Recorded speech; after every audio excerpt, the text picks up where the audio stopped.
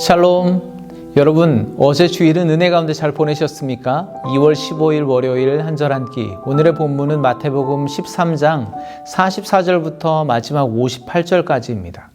오늘 예수님께서는 제자들에게 천국 비유 마지막 세 가지를 알려주시는데요.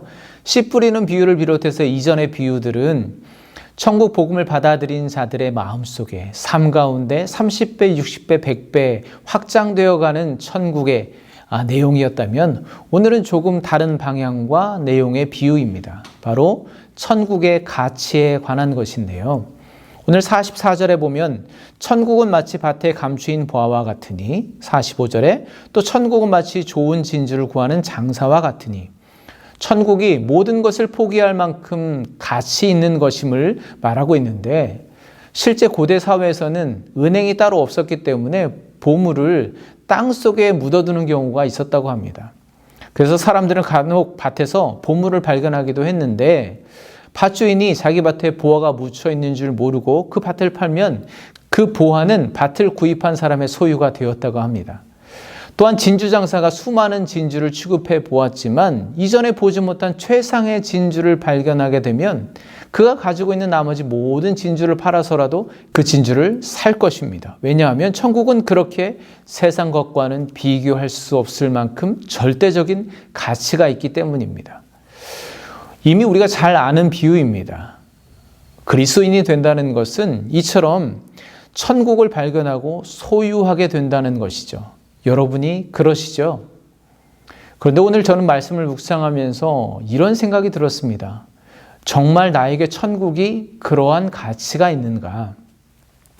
과연 나는 정말 나 자신의 모든 것을 팔아 천국을 차지하려는 이들과 같은가? 아니면 그 반대로 천국을 팔아서라도 내 소유를 더 늘리고자 하고 있지 않은가? 이 세상의 것들로 나의 천국을 만들어 보려고 애쓰며 살아가고 있지 않은가? 과연 나는 천국을 이 세상의 것에 덤으로 하나 더 얹어주는 옵션처럼 생각하고 있지 않은가? 그리고 조금 더 나아가 나는 목사로서 매일 천국 복음을 전하고 있는데 그렇게 하는 것이 정말 천국의 절대적인 가치를 믿어서인가?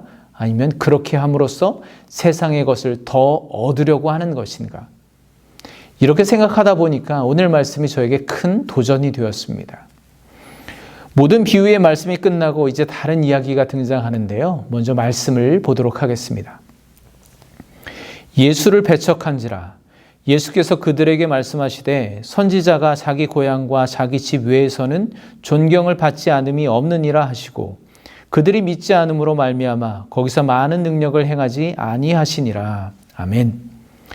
이제 예수님은 모든 비유를 마치신 후 고향으로 가셔서 회당에서 많은 사람들을 가르치십니다. 그러나 고향 사람들은 예수님의 지혜와 능력에 놀라면서도 예수님을 배척하죠.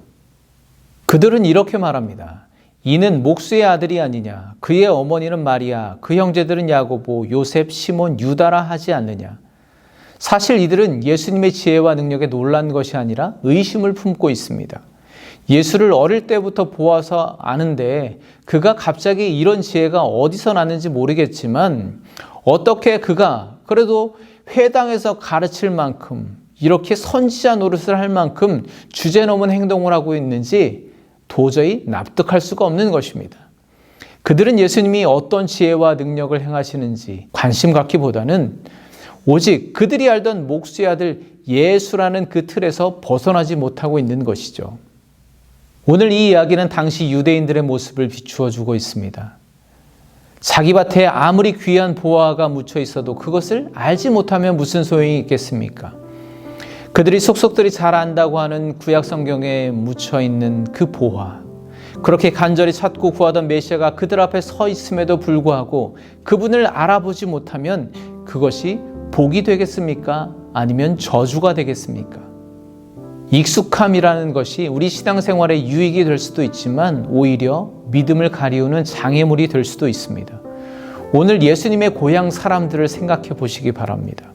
그들의 동네에서 하나님의 아들 예수 그리스도가 나셨다는 것, 그리고 그분이 그곳에 직접 오셔서 천국 복음 능력을 행하신다는 것이 우리가 보기에는 얼마나 부럽고 자랑스럽고 위대한 일입니까? 그러나 그들에게는 그저 그들이 아는 예수가 너무나 익숙한 나머지 예수님이 정말 미쳐 돌아왔다고 그러더니 고향에 와서는 선지자 노릇을 하고 있다고, 주제넘은 짓을 하고 있다고 그렇게 배척하고 있는 것입니다.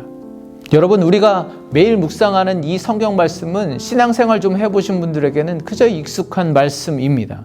더군다나 마태복음은 성경 통독할 때 꼭 한 번은 읽는 아주 익숙한 말씀이죠. 별로 새로울 것이 없어 보입니다. 그러나 주님은 바로 이 안에 천국이 있다고 말씀하십니다. 이 안에 영혼을 살리는 생명이 있다고 말씀하시죠. 그런데 여러분은 이 성경을 읽을 때마다 그 안에서 천국이 보여지십니까? 생명을 경험하고 계십니까? 그렇지 않다면 왜 그럴까요? 이 안에 그것이 없어서가 아니라 우리가 그것을 알아보지 못하기 때문입니다. 매일 값싼 이미테이트 액세서리만 취급하던 사람이 어찌 귀한 진주를 알아볼 수가 있겠습니까?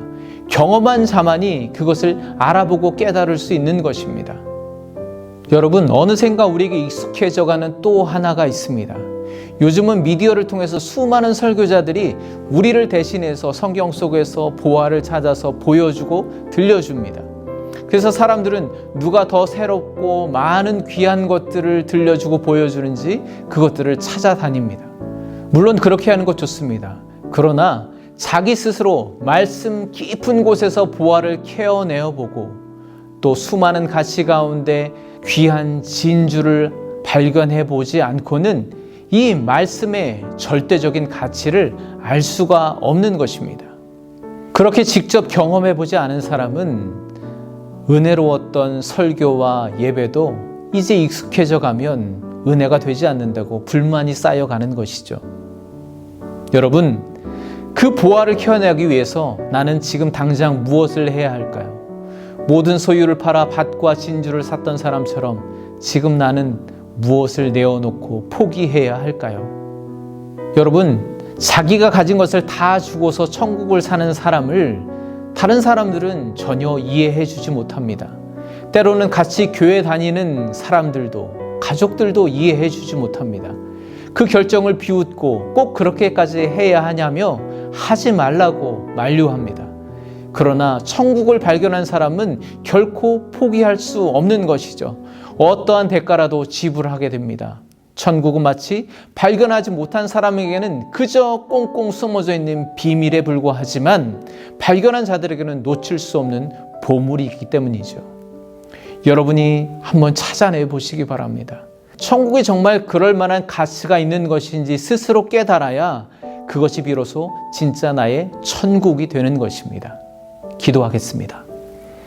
하나님 아버지, 말씀을 대할 때마다 내 안에 익숙함과 편견을 거두고 그 안에 감추인 보화를 캐어내고 값진 진주를 발견할 수 있는 겸손과 지혜를 허락하여 주시옵소서. 그래서 하나님의 귀한 뜻이 내 안에도 이루어지고 하나님의 나라가 내 삶에도 천국이 되게 하여 주시옵소서. 예수 그리스도의 이름으로 기도합니다. 아멘. 천국은 아무리 값비싼 대가를 지불해도 남는 장사입니다. 그럴 만한 충분한 가치가 있습니다. 그리고 천국은 여러분이 말씀에 순종하는 그곳이 어디이든 바로 그곳에 감추어져 있습니다. 평안하십시오. 내일 다시 만나겠습니다.